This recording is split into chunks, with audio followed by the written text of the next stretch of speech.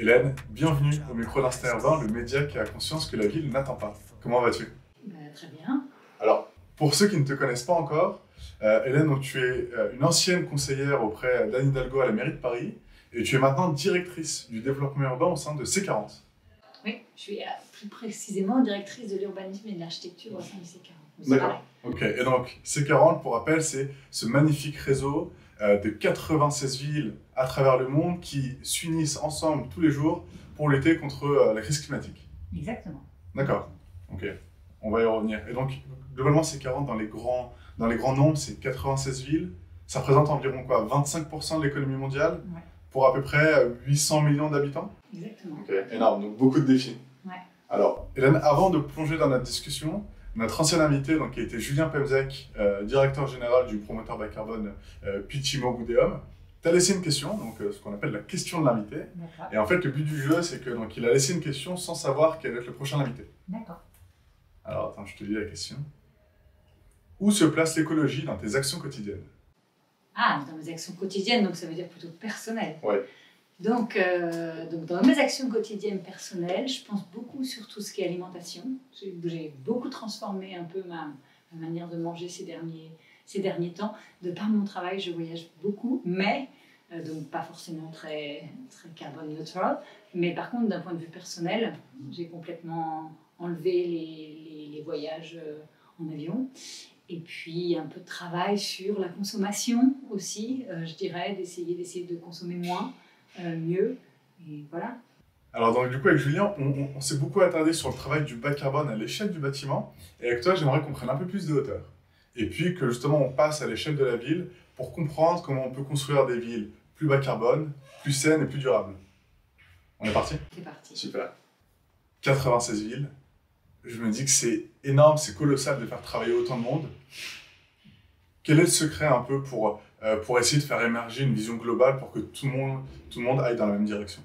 C'est marrant que tu dises que c'est beaucoup, parce qu'il y a beaucoup de gens qui nous reprochent d'être parfois un peu fermés, parce qu'il y a beaucoup de villes qui tapent à la porte et qui voudraient rentrer.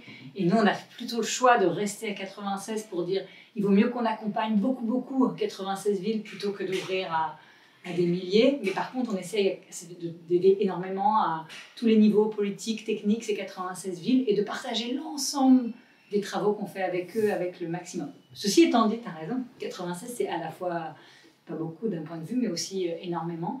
Donc oui, on travaille avec eux. Je pense que la spécialité du C40, c'est que c'est un réseau de maires avant d'être un réseau de villes.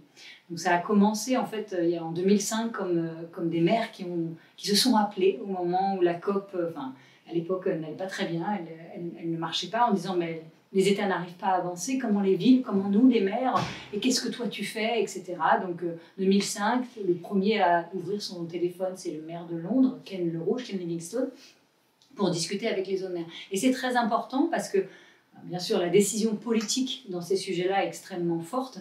Et donc je pense que la force du C40, c'est d'être capable de pouvoir appeler un maire, un adjoint au maire, et en même temps d'être capable de travailler avec un directeur de l'environnement. Donc le côté un peu opérationnel et extrêmement politique.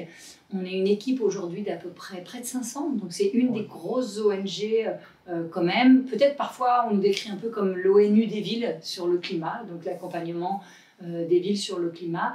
Et on a des équipes qui travaillent sur l'ensemble des sujets qui vont toucher à la crise climatique. Donc t'imagines, ça fait beaucoup. Moi, je suis urbanisme, architecture, mais il y a transport, il y a l'alimentation, il y a les déchets. On a aussi une grosse équipe communication, advocacy, pour être dans les négociations, les grandes choses. Et puis plein d'autres choses, la finance verte qui nous implique. Donc, vraiment très transversal. Donc, globalement, la vision globale pour faire travailler tout le monde, c'est de se dire aujourd'hui, on a une planète, il faut qu'on avance tous ensemble. Il faut qu'on avance tous ensemble, et je pense aussi que l'idée ici, c'était de dire les villes, les maires, elles ont beaucoup, peut-être plus de pouvoir opérationnel que les nations. Et donc, en ce sens-là, elles sont en capacité d'agir peut-être un peu plus vite que les nations. C'est aussi là où les populations sont les plus impactées, c'est aussi là où les émissions se passent en majorité. Donc, il y a vraiment une capacité de faire peut-être plus forte, voire en tout cas aussi forte que les nations. Donc, c'est extrêmement important. Et nous, notre élément, c'était de dire ces villes-là, souvent les capitales ou les grandes villes, elles ont un rôle, souvent parce qu'elles sont plus progressistes dans leur alignement politique, donc ça aide sur ces sujets-là. Et puis, elles ont une capacité d'agir vite et donc d'ouvrir la voie pour leur métropole. On le voit très vite, souvent une ville, et puis après la métropole, sur ces sujets-là, elle suit les autres villes de leur pays, et puis plus largement. Et alors, c'est intéressant parce que, donc, oui, il y a une vision que tout le monde porte, mais pour autant, chacun a ses spécificités. Être au Sierra Leone ou bien être à Londres, ça va être totalement différent. Donc justement, comment on arrive à associer les deux, puisque personne n'a les mêmes ressources, que ce soit financières, démographiques. Donc justement, en fait, comment on fait un peu pour concilier tout ça? Eh bien, on a les deux éléments, c'est-à-dire qu'on a les objectifs communs, l'accord de Paris, les objectifs de l'accord de Paris, clairement, c'est les objectifs communs, donc ça veut dire que toutes les villes du C40, Sierra Leone comme Londres, ils devaient faire un plan climat aligné aux accords de Paris, c'est-à-dire les objectifs de réduction des émissions alignés aux accords de Paris.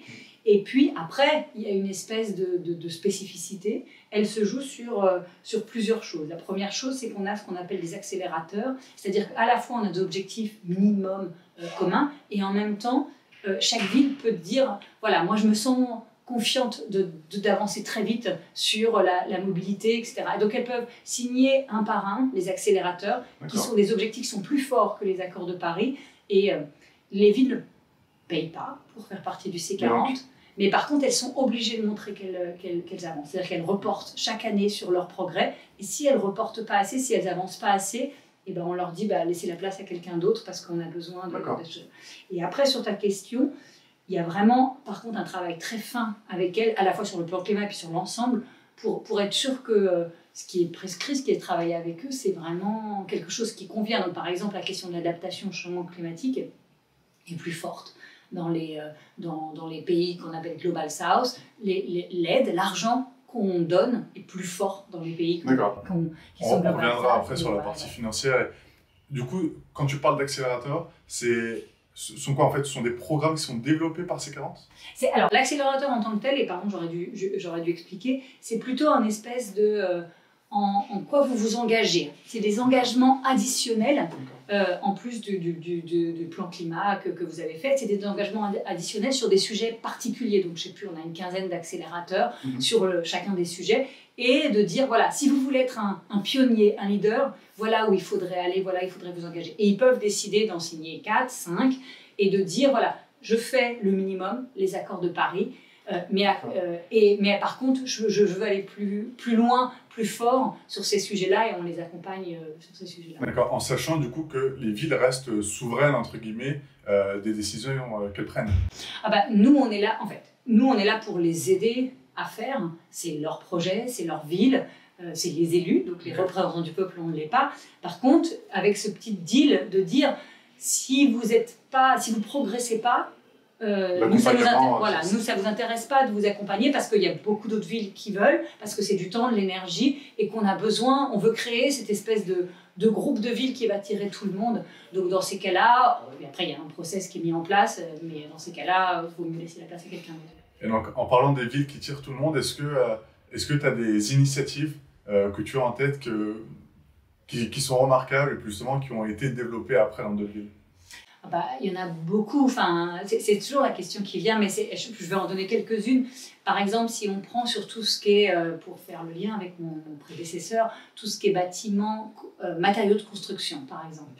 La ville d'Oslo a été certainement une des villes, on pourrait citer aussi Vancouver au Canada, mais a été vraiment une des villes qui a avancé très vite sur il faut transformer nos matériaux de construction, il faut inclure tout ce qui est ce qu'on appelle les embodied emissions, les émissions intégrées du bâtiment, et donc travailler sur cette analyse du cycle de vie. Ils ont très très vite mis en place des règles là-dessus, plus vite que les autres, et ils ont tiré vraiment tout un groupe de villes. Sur la question des déchets, je pense que la ville qui est peut-être la plus avancée, c'est peut-être San Francisco, qui a été une ville très vite, même si aujourd'hui ils bloquent, ils ont fait beaucoup de progrès au début, avec les déchets organiques, une séparation, une réduction. Ils bloquent un peu sur le sujet que tout le monde bloque, c'est les différentes capacités, des qualités de plastique qu'on n'arrive plus, etc.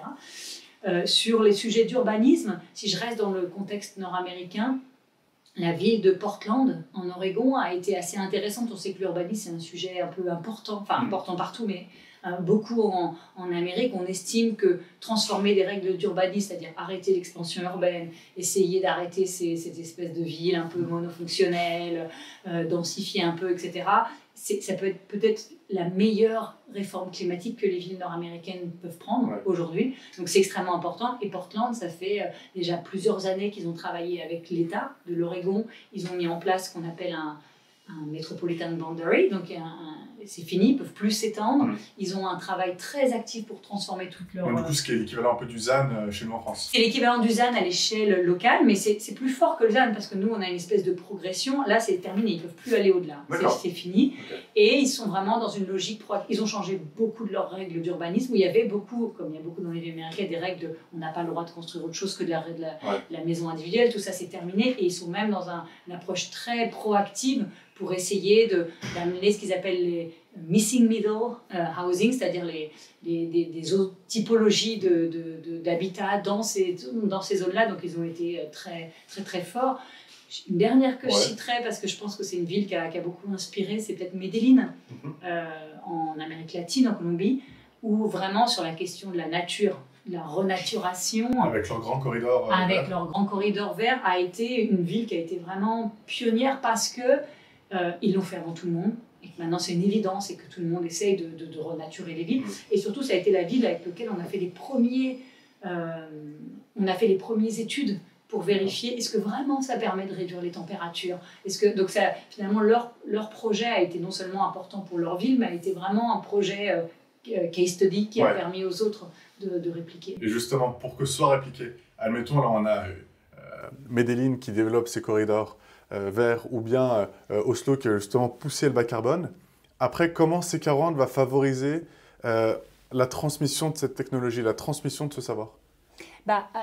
On a ce qu'on appelle des networks qui sont basiquement sur tous ces sujets, les très nombreux sujets. On a par exemple, moi, sur les sujets d'urbanisme, on a un network avec les directeurs d'urbanisme et dans lequel on a des sous-working groups. Ils se rencontrent, ils se voient en personne une fois par an, une fois par les 2 ans, parfois à l'échelle régionale parce que ça fait plus de sens. Parfois, on fait beaucoup de choses ensemble. Donc ça, c'est une première chose. Après, on a, et j'encourage les gens qui écoutent, on a une plateforme qui s'appelle le C40 Knowledge Hub, que je trouve extrêmement bien fait, qui est finalement la plateforme dans laquelle on se dit il faut absolument qu'on soit en capacité d'expliquer, de transmettre l'ensemble des choses qu'on fait. Et donc, si vous cherchez en termes... Donc, le but, c'est d'aller parler aux autres villes. Donc, c'est pour les autres villes, et puis bien sûr, les villes du C40 qui n'auraient pas suivi. Donc là-dessus, il y a vraiment toutes les informations, tous les meilleurs exemples, qu'une ville a fait, comment elle l'a fait, les problèmes qu'elle a rencontrés pour le faire, etc. Donc, c'est un peu via ces deux... Et est-ce qu'il y a certaines innovations que C40 va plus promouvoir que d'autres? Je m'explique. On parle de la Smart City et on parle également de la low-tech, c'est-à-dire utiliser le moins de technologie pour innover. Aujourd'hui, l'un des grands enjeux de C40, c'est de se limiter à ce plafond d'1,5% réchauffement climatique. Est-ce qu'il y a des technologies qu'on va essayer d'éviter? Est-ce qu'on va plus se diriger vers une Smart City un peu globale? Ou bien justement à l'inverse, est-ce qu'on retourne non pas vers l'âge de pierre, mais plus vers un peu plus de simplicité et moins de technologie? On n'a pas de religion. Au sens, dans le sens où nous, je dirais la religion, c'est la science. C'est-à-dire qu'aujourd'hui, il y a quand même suffisamment d'experts qui sont en capacité de dire... Qu'est-ce qu'est du greenwashing, qu'est-ce qu'est même le natural gas, par exemple. Ça a été un des vrais sujets de dire aujourd'hui, ce n'est pas la solution. On nous fait croire que ça l'est, mais aujourd'hui, ce qu'on appelle natural gas, attention, ça ne marche pas, etc. Ou si on parle en termes d'urbanisme, si on va chercher The Line, voilà, ce n'est pas ça l'urbanisme, c'est pas ce qu'il faut faire. Donc, on n'a pas c'est pas Smart City ou tech contre low-tech. Finalement, on a besoin de tout, mais attention aux fausses solutions. Et donc, notre rôle, c'est plutôt d'expliquer aux villes quels sont les les solutions que nous, on pense, enfin pas nous autant que C40, mais aujourd'hui les meilleurs scientifiques sur le climat pensent qu'elles sont aujourd'hui, doivent être mises en œuvre. On travaille avec le IPCC, le GIEC, pardon, le groupe du GIEC, etc. Et qu'on soit capable de transmettre. Et après, parfois, on a besoin de la science. Je dirais qu'aujourd'hui, la science, elle nous aide pas mal, par exemple, la technologie, pardon, elle nous aide beaucoup sur ce qui est data. C'est-à-dire accompagner une ville. Aujourd'hui, on sait que, sur mon sujet par exemple, on sait que 90% des expansions urbaines dans les villes à haute pression démographique, donc beaucoup les villes South-West Asia, Afrique, elles se font dans des zones qui sont déjà à risque, notamment d'inondations, ou vraiment juste à côté. Mais parfois, il y a vraiment un manque de données sur ces sujets-là. Et là, il y a quand même beaucoup de choses qui se développent pour mettre à disposition de ces villes très vite les données pour une meilleure connaissance de ce qui va se passer, des prédictions, des modèles, et qui puissent ajuster ce genre de choses. Donc là-dessus, ça marche très très bien. Notamment comme les jumeaux numériques qui vont te permettre de répliquer cette ville en 3D ou bien en 2D pour construire la ville avant même qu'elle ne soit construite. Voilà, donc ça c'est un exemple de choses. Il y a des exemples plus simples, mais ça c'en est un pour dire à la ville. Donc là-dessus, je dirais qu'on a besoin du partenariat avec les technologies. Après, le petit difficulté qu'on a parfois, c'est qu'il y a aussi, ils vendent un peu leurs choses et on a en face des villes qui n'ont pas les ressources humaines de travailler avec ces choses-là, qui n'ont pas l'expertise, qui sont un peu... Donc l'argent public, en face on a aussi besoin de trouver un moyen de travailler avec ces acteurs pour aussi, je dirais, donner de la ressource supplémentaire aux villes. Et c'est là où nous, on peut aussi aider. Parce que ce n'est pas suffisant de dire « je vais développer pour vous ça si derrière, on n'a pas les équipes qui sont en face, qui savent le faire et qui savent faire ce qu'ils savent faire, c'est-à-dire être sûr que... les décisions qui vont être prises, elles sont pour le bien commun. Ok. Et donc, tout à l'heure, tu le disais, C40, c'est 96 villes, c'est beaucoup et en même temps très peu à la fois. Ça représente environ 800 millions de personnes. Ça laisse à côté quelques 7 milliards environ d'habitants. Et je disais cette stat très intéressante qui indiquait que 70% de la production de gaz à effet de serre provient des villes. Et donc, pour des collectivités qui aujourd'hui ne peuvent pas faire partie de C40, comment ils peuvent s'inspirer un peu des travaux de C40 pour essayer de mieux développer leur ville? Je vais donner un exemple, et puis après, quand on a fait le framework, je suis désolée, je fais beaucoup de franglais. Il n'y a aucun problème. Pour créer un plan climat, donc on a expliqué aux villes quelles sont les étapes, comment elles doivent le faire, les inventaires des émissions, etc. Comment on le fait d'une manière scientifique, je dirais. On l'a fait pour toutes nos villes, etc. Et il y a une ville, Copenhague, qui a dit, avec le gouvernement danois, qui a dit « moi, ça m'intéresse de faire le travail que fait le C40 pour l'ensemble des villes danoises ». Et donc, finalement, ils ont pris le framework et l'espèce de guidance qu'on avait construit pour ça, et ils ont dit, et tout l'accompagnement qu'on avait mis en place pour nos villes, le gouvernement danois, il a dit « moi, je prends ce qu'a fait le C40 et je m'en charge pour le faire pour l'ensemble ». Et ça a été une espèce de collaboration avec... Voilà. Donc, ça, c'est un très beau succès pour nous, enfin, espérons pour tout le monde. Mais après, l'idée, c'est aussi, on voit vraiment à quel point il y a une compétition positive ou une émulation plutôt qu'une compétition entre les villes, et que très vite le mot se partage entre les maires, entre même les techniciens. C'est-à-dire que quand pendant le Covid, une ville a décidé de faire des Covid lanes, mais le mot, on n'a pas besoin. Donc, bien sûr, nous, on aide à faire ça encore plus vite au sein des 96 villes. C'est notre rôle. Mais en fait, très vite, on ne le garde pas comme quelque chose de précieux. Très vite, le but, c'est d'essayer de le partager, que cette information. Et très vite, on voit plein de villes se dire voilà ce qu'il faut faire, etc. Et ça, c'est positif, en fait. Et entre le moment où une ville a une idée et puis que l'innovation est vraiment appliquée sur le territoire, il y a un certain temps, il y a un laps de temps. Et généralement, les innovations, elles vont être disruptives. Et donc, comment on fait pour que les villes soient résilientes, que les habitants s'adaptent bien à ces changements? Alors, je pense que c'est une question très difficile et en même temps centrale. C'est-à-dire qu'on a besoin d'un espèce de courage politique qui parfois et moi j'ai travaillé pour Anne Hidalgo, donc je pense qu'elle en est l'exemple et elle en paye parfois les pots cassés, pour être honnête. Mais à un moment de dire...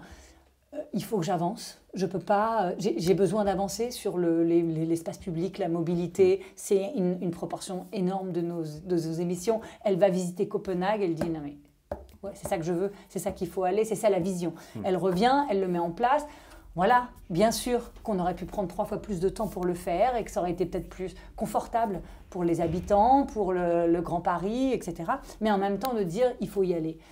À côté de ça, donc ça c'est une première chose, à côté de ça, on a vraiment besoin de changer la gouvernance de l'action climatique et de travailler de plus en plus avec... Donc il y a aussi, par exemple, on a un des networks qui s'appelle Inclusive Climate Action, qui est vraiment sur comment vous faites pour qu'il n'y ait pas d'effet contre la justice sociale indésirable de votre chose. Donc ça, c'est quelque chose qu'on mesure sur l'ensemble des choses qu'on propose.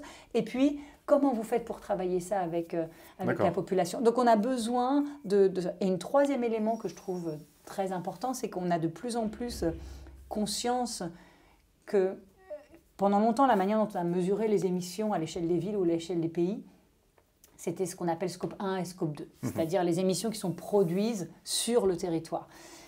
Et puis, on se rend compte que ce fameux scope 3, qui notamment inclut toutes les émissions finalement de mon jean, de ce qu'achètent les gens, et que celle-là, elle est finalement extrêmement importante. Même le bon élève Copenhague, s'il rajoute les émissions de consommation, et ça multiplie, enfin ça ajoute entre plus 60%, voire plus 100%. Donc c'est presque le double. C'est énorme.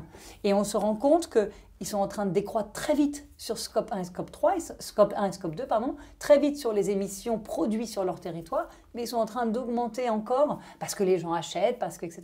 Donc en fait, si on veut Donc du coup, ce serait quoi par rapport au scope 3? Ce serait sur l'alimentation, produire localement, acheter ses vêtements, pareil, chez des artisans locaux, Exactement, c'est-à-dire quel est le bilan carbone de ce qu'on achète. Donc notre ordinateur, notre jean, ce qu'on mange, etc. Si c'est produit sur le territoire, ce qui est quand même très peu de choses, c'est compris déjà. Si c'est produit à l'extérieur du territoire, ce qui est quand même une très grande majorité de ce qu'on achète, et ben c'est pas compté dans les émissions de la ville, ni dans les émissions du pays, si on achète le pays, etc. Et donc, beaucoup de villes, elles sont en train, Paris, Copenhague, New York, etc., des villes aussi du Sud, sont en train de reviser leur plan climat pour finalement ajouter, ça fait mal pour dire les chiffres, mais de dire soyons honnêtes. Par contre, ils ont complètement conscience que ça se fait pas tout seul. C'est-à-dire que ça, c'est pas dans les compétences des villes, finalement. Les compétences des villes, c'est les rues, les écoles. Donc, jusque-là, ils ont beaucoup travaillé sur ce qui était de leurs compétences. Elles ont été un petit peu au-delà, en mettant en place des choses pour aider les copropriétaires pour refaire la rénovation de leurs bâtiments, etc. Mais là, ils vont encore plus loin en disant, maintenant, il faut qu'on fasse un espèce de partenariat avec les gens, parce que il faut qu'on ait quelque part... On travaille avec eux pour qu'ils acceptent ou qu'ils arrivent, parce que c'est pas souvent les gens veulent, mais c'est pas si simple que ça quand on n'a pas les services pour le faire, etc. Pour qu'ils puissent le faire. Et du coup, ça, c'est forcément dans le travail avec les gens. D'accord. Tout à l'heure, tu en parlais. Construire des villes, ça coûte cher. En tout cas, ça a un certain coût, surtout quand on a une grande ambition.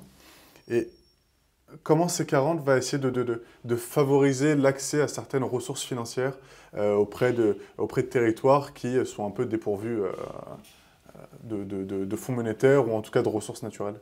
Alors, il y a plusieurs choses. Il y a une espèce de grosse discussion pour aller au niveau des États, etc., pour trouver par exemple, tout ce qui est Green New Deal, etc. Il y a eu je ne sais pas un mot très positif, mais un lobby un peu d'organisations comme la nôtre pour dire là, il faut y aller, il faut aider les villes, les États à rénover leurs bâtiments, etc. Et c'est un coût, c'est difficile, donc il faut le faire, etc. Donc ça, c'est une première chose. Il y a de plus en plus d'échanges avec le monde privé. Le monde privé doit faire son travail sur son propre portfolio, je dirais, mais il doit aussi, quelque part, quand ils peuvent, contribuer à cet effort qui doit passer par les villes ou doit passer par... Donc ça, c'est une discussion. Et après, il y a de plus en plus de travail qui est fait sur aussi les prêts, les bonds, ce qu'on appelle les green bonds, etc., qui sont des... Et puis un élément que nous, on fait aussi, c'est qu'on essaye de travailler avec les villes sur comment elles rendent leurs projets Fundable. Comment elles peuvent comment souvent les villes, elles n'ont pas la capacité, elles disent oh ben voilà, je veux faire ça, mais elles sont pas assez fortes pour aller chercher justement les gens qui ont de l'argent et dire c'est ce projet-là. Donc en fait, on les aide à préparer leur projet d'un point de vue technique, d'un point de vue pour aussi aller expliquer à des investisseurs publics et privés sur voilà pourquoi celui-là il est prioritaire, voilà comme il y a une espèce de retour d'investissement possible, etc. Et ça, on a des experts, pas moi, mais on a des experts au sein du C40 qui savent faire ce travail et les accompagner à la taper à les taper aux bonnes portes. Mais donc aujourd'hui, il n'existe toujours pas j'imagine dans un monde utopique, une sorte d'énorme fonds mondial qui serait destiné aux villes qui souhaitent être plus vertes, plus durables. Non. Pas encore. Non, pas encore. Après, l'Europe fait quand même beaucoup, mais ce qui est un vrai sujet parce que c'est beaucoup de temps et d'énergie pour aller chercher les fonds européens pour les villes, etc. Donc c'est toujours, mais c'est normal aussi, ils veulent contrôler où va l'argent. Hein. Mais non, un grand fonds unique qui ferait ça ferait gagner beaucoup de temps, mais on n'en est pas à ce niveau de coordination. Hein. Ça marche. Alors Hélène, jusqu'alors, c'est moi qui te posais des questions et peut-être que tu es venue avec un sujet en tête que tu aimerais pousser. Et donc on va passer à l'autobahn.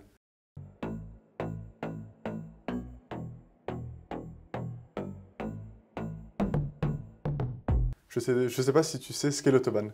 Alors, l'autobahn, c'est ce fameux tronçon d'autoroute allemande sans limitation de vitesse. Et donc, à l'image de ce tronçon d'autoroute, tu as le droit à 2 minutes de temps de parole, non interrompu, non censuré. D'accord, ok. La parole est à toi. Donc, oui, je vais vous parler de l'urbanisme, et le lien entre l'urbanisme et l'action climatique. Aujourd'hui, je pense qu'un urbaniste, c'est peut-être un des meilleurs activistes sur le climat pour plusieurs raisons. Déjà parce que je pense que le modèle urbain qu'on a créé, qu'on a transformé énormément au siècle dernier, est vraiment à la source d'énormément de problèmes que les villes vivent, qu'on a des grands penseurs, des grands urbanistes qui ont un peu conçu. Cette transformation de l'urbanisme, elle est quand même beaucoup liée à l'introduction de la voiture en ville. Après la guerre 45, on a complètement éclaté la ville, c'est-à-dire qu'on a perdu cet rapport à la proximité qu'on avait avant et cette ville un petit peu compacte et mixte qu'on connaît un peu dans les centres-villes européens pour aller finalement, on n'avait plus besoin des choses près de chez nous puisqu'on pouvait sauter dans notre voiture pour aller traverser la ville. Donc on a créé des villes avec des zones résidentielles, des villes avec la défense ou l'équivalent. Et puis les gens, finalement, on a étendu les distances. Et ça a été une catastrophe. Finalement, ça n'a pas amélioré la qualité de vie des gens. Mais ça a été une catastrophe parce qu'au lieu d'utiliser cette nouvelle technologie, finalement, on a grandi les distances et on a amplifié le besoin de mobilité. Et en faisant ça, en fait, on a augmenté les émissions pour 3 raisons. D'abord parce que les émissions de transport, de manière assez évidente, aussi les émissions des bâtiments, énormément, parce que finalement les tailles des bâtiments ont augmenté, on n'avait plus des bâtiments qui partageaient leurs murs avec les autres, et donc finalement l'énergie utilisée dans ces bâtiments est devenue extrêmement importante. Et puis en mangeant sur des terres naturelles, on a fait baisser la séquestration. Et donc on se rend compte finalement que ce modèle d'urbanisme, cette transformation qui est finalement liée à une évolution technologique, elle a complètement déstructuré la ville et elle est liée. Donc on a besoin... On m'annonce 10 secondes à l'oreillette. C'est 10 secondes à l'oreillette. 10 secondes. Donc voilà, peut-être juste pour finir sur le ZAN, qui est extrêmement... discuté en France, beaucoup de gens et de lobbies contre eux, mais moi je pense qu'il faut tenir et c'est extrêmement important et on le voit dans beaucoup de villes à travers le monde que ce combat il est entamé et plein d'autres. D'accord, donc finalement essayer vraiment d'arriver à la ville du quart d'heure où tout est à proximité de soi. À la ville, je ne sais pas si c'est la ville du quart d'heure, les Américains appelleraient ça la ville complète, etc. Mais en tout cas, à revenir finalement à un modèle que Jane Jacob, elle expliquait en 1960, d'une espèce de modèle de ville un peu plus dense et mixte et dans lequel les espaces publics qui servent un petit peu plus que juste à servir la voiture. Ça marche. Alors, jusqu'alors, on a appris à connaître Hélène la professionnelle, Hélène la représentante de C40, Hélène qui aide les villes. Mais j'aimerais qu'on se penche un peu plus sur qui est réellement Hélène. Et donc pour ça, on a un petit jeu qui s'appelle l'univers parallèle, où en fait le concept c'est qu'on rabat les cartes de ta vie.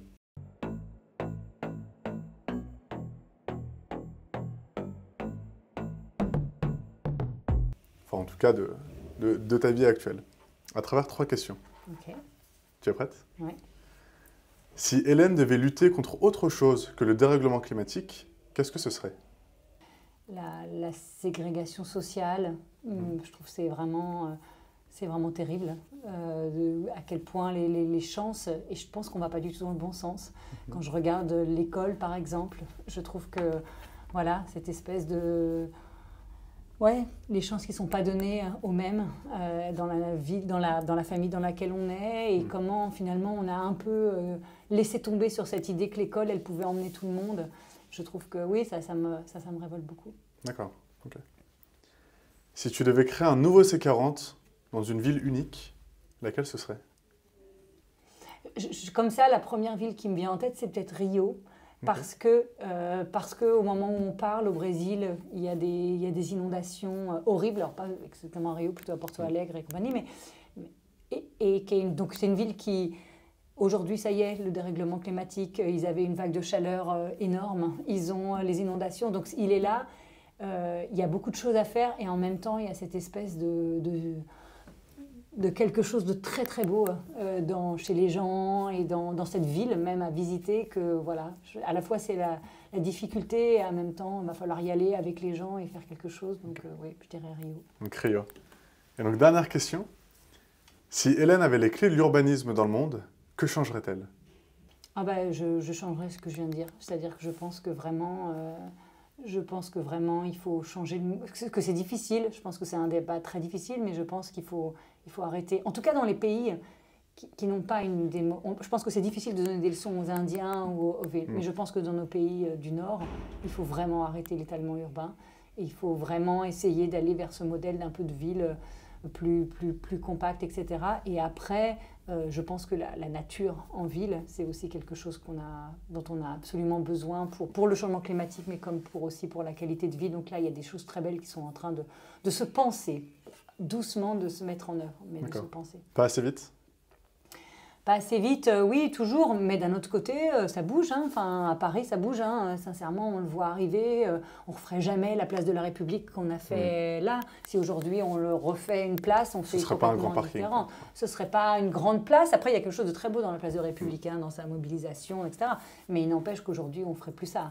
On ferait très attention à faire revenir cette nature en ville, comme on voit encore hein, dans plein de villes. Hein. Les villes d'Amérique latine, elles ont encore énormément de nature. Nous, on les a quand même beaucoup enlevées, et voilà, maintenant, il faut revenir. Ça marche. Alors Hélène, pour terminer l'épisode, on a une question qu'on adore poser à nos invités. Elle traite de la ville idéale. Alors, en un seul mot unique, quelle serait la ville idéale? La ville diverse, la ville mixte. La ville mixte. Mixte. La ville mixte. Qu'est-ce qu'on entend par mixte? Ben, je pense que en anglais, on dirait mix, le mix des gens. Vraiment, je pense que c'est d'avoir des quartiers dans lesquels tout le monde, voilà, moi j'aime ça, des gens de différents backgrounds, etc. Le mix des fonctions, le mix entre la nature et le bâti. Donc je pense que oui, pas la ville uniforme, ça c'est clair. Peut-être aussi au sein de la ville, des différentes caractéristiques, mais je pense que oui, c'est ce côté mix, de ce mélange, voilà, mélange, c'est quelque chose que j'aime beaucoup dans la ville. Ça marche. Eh bien Hélène, merci beaucoup d'avoir partagé ce moment avec nous. Merci à toi. Et donc, avant de te laisser... La question. Exactement, on va te laisser rédiger la question pour notre futur invité. Okay. Merci beaucoup. Merci.